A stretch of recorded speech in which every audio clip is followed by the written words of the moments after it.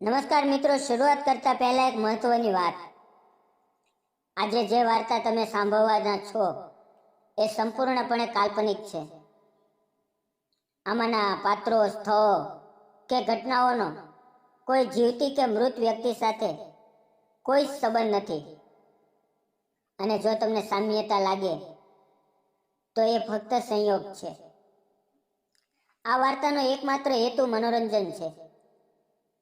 અમે કોઈ અનૈતિક કે ગેરકાયદેસર વર્તનને પ્રોત્સાહન આપતા નથી.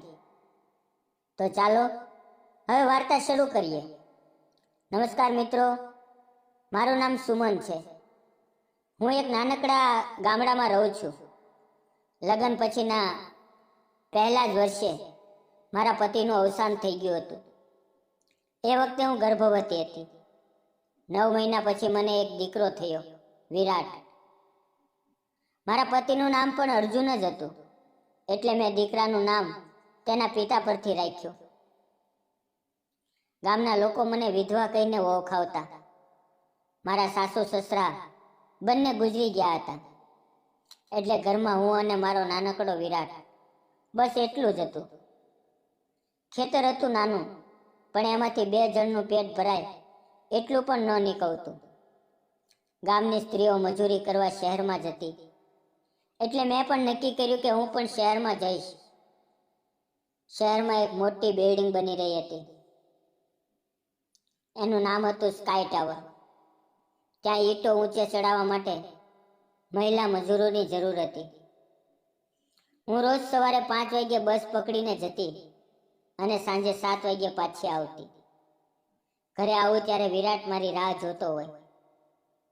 એ 4 વર્ષનો થયો ત્યાં સુધીમાં મેં થોડા પૈસા બચાવીને એને ગામની શાળામાં દાખલ કરાવ્યો.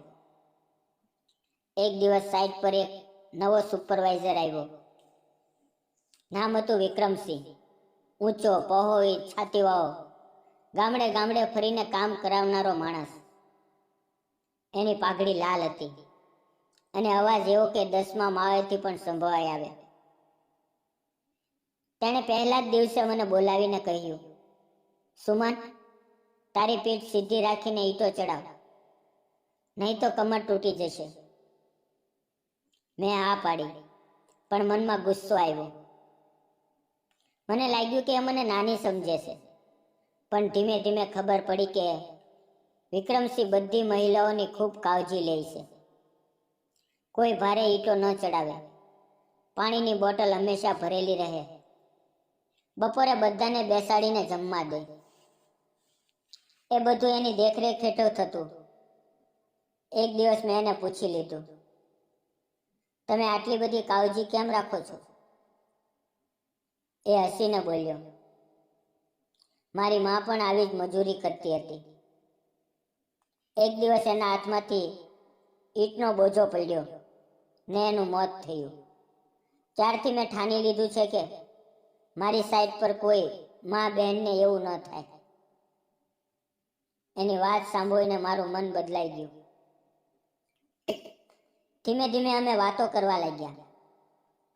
એ મને મારા દીકરા વિશે પૂછતો, હું એને એના ગામ વિશે પૂછતી. એક દિવસ એણે કહ્યું, સુમન, તું રોજ આટલા દૂરથી આવે છે, બસમાં ઊભી રહે છે, હું મારી બાઇક પાછળ તને બેસાડીને લઈ જાઉં તો? પહેલા તો મેં ના પાડી. ગામમાં વાતો થાય એનો ડર હતો. પણ જ્યારે વિરાટને તાવ આવ્યો અને મારી પાસે બસના પૈસા નહોતા, ત્યારે વિક્રમસિંહે પોતે બાઇક લઈને ગામમાં આવ્યો. વિરાટને હોસ્પિટલ લઈ ગયો, દવા લઈ આપી અને રાતે મને ઘરે પણ મૂકી ગયો. એ રાત્રે મેં પહેલી વાર એની આંખોમાં જોયું. એ આંખોમાં દયાની પ્રેમ હતો. એ પછી અમે રોજ સવારે એક સાથે જવા લાગ્યા. ગામના લોકો વાતો કરવા લાગ્યા. કોઈએ કહ્યું, વિધવા હોવા છતાં બીજા મરદ સાથે ફરે છે. મારી પાડોશણે મને ઠપકો આપ્યો, આ તો શું કરાશો સુમન? મેં શાંતિથી જવાબ આપ્યો, જે મને માન આપે છે એની સાથે ચાલવામાં શું ખોટું છે?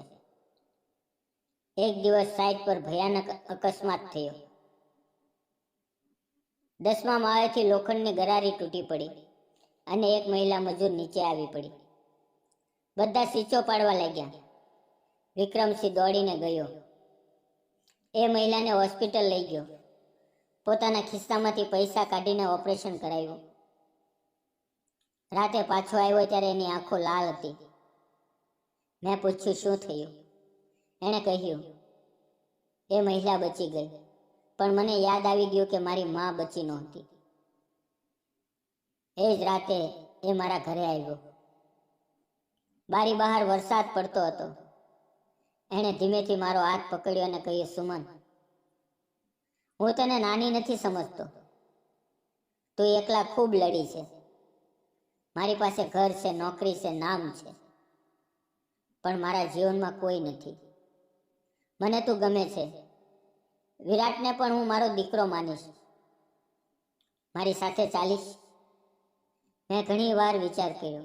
ગામની વાતો, લોકોની નજર, મારા દીકરાનું ભવિષ્ય, બધું એક સાથે આવી ગયું. પણ પછી મેં વિરાટ તરફ જોયું. એ વિક્રમસિંહની ગોદમાં બેસીને રમતો હતો. એને પપ્પા કહીને હસતો હતો. મારી આંખોમાં આંસુ આવી ગયા.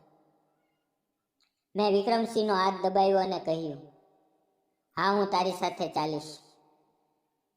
અમે ગામના મંદિરમાં ખૂબ સાદા લગ્ન કર્યા.